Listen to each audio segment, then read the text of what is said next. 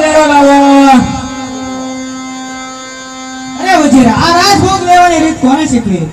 જેસાજી તથા વેદાજી, તમારે આમાં પડવાની જરૂર નથી. આ રાજનો મામલો કહેવાય. રાજના મામલામાં દખલ દેવાનું પરિણામ તો તમે જાણો છો ને.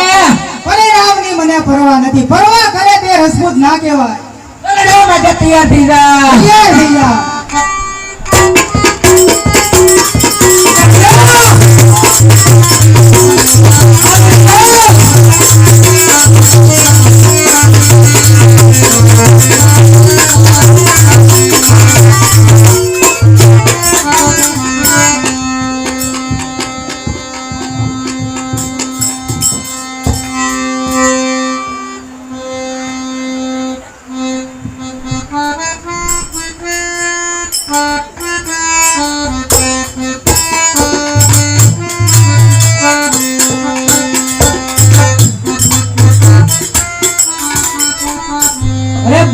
જેસાજી તથા વેદાજી ને વજીર કા કતલ किया है. अरे बने જ નહીં, ये આવું કામ કદી કરે જ નહીં, કેમ કે મારા ધર્મના મનેલા ભાઈ છે.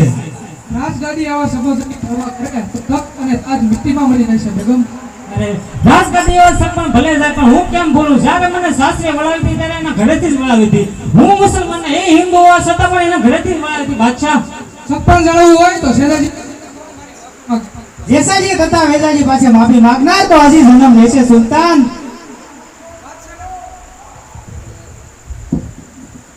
બાદશાહના તમે ગુનેગાર છો, વજીરનું તમે કતલ કર્યું છે. તો શું રાજના અન્યાય સામે અમે માથું ઝુકાવીએ? તો હું તમારી જાગીર જપ્ત કરીશ. અમારી જીવતા તો અમારી જાગીર નહીં ભોગવવા દઈએ. એ જાઓ સિપાહીઓ, સેનાજી વેદને જીવતા કે મરેલા મારી સભામાં હાજર કરો. બહુ સારું બાદશાહ.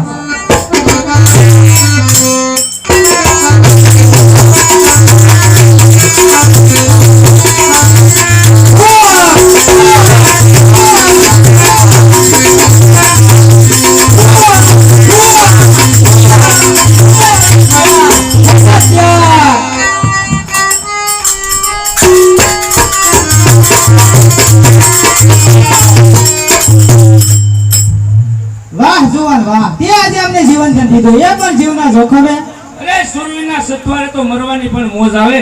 યો ત્યારે આજે અમારા મહેમાન થાવ, સાંજે કસુંબા પાણી પીશું ને વાળું સાથે કરશું. ના ભાઈ, રાતનું રોકાણ તો બાદશાહની મેળીએ. કેમ?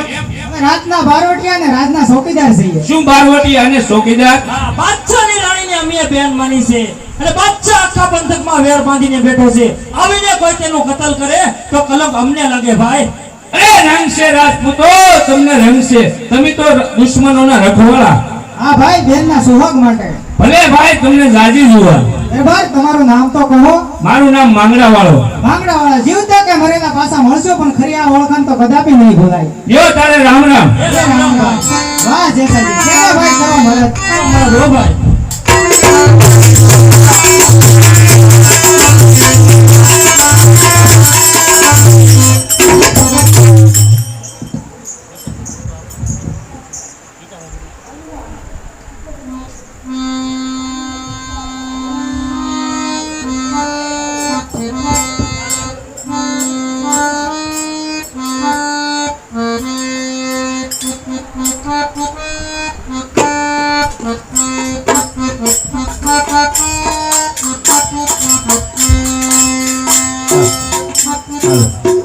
અરે માતુશ્રી, અત્યારે મારા મામાના ઘરે જવું છે, માટે હું રજા લેવા આવ્યો. માતુશ્રી, અરે બેટા, મામાના ઘરે જવું હોય તો સુખેથી જાઓ મારા બાલ, પણ રસ્તામાં એકલું ના લાગે એટલે આ જહમતને હારે લેતા જજો. બહુ સારું માતુશ્રી. ચાલો જહમત. ચાલો ચાલો આપણે નીકળીએ.